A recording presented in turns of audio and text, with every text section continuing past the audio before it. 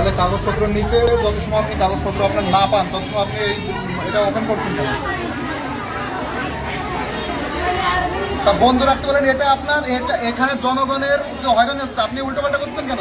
আর আপনি এখন মোবাইলেই করছেন। আপনার কাগজপত্র যখন ডকুমেন্টস নাই ওই টেবিলে, তখন আপনি কাজ করবেন কেন?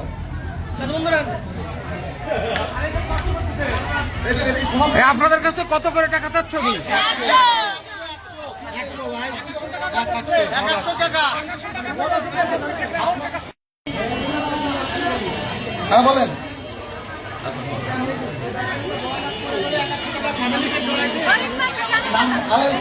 এটা ভুয়া, বুঝছেন?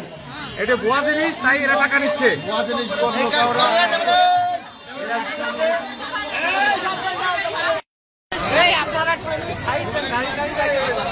আমাকে টাকা নিতে টাকা খেয়ে টাকা টাকা দেবেন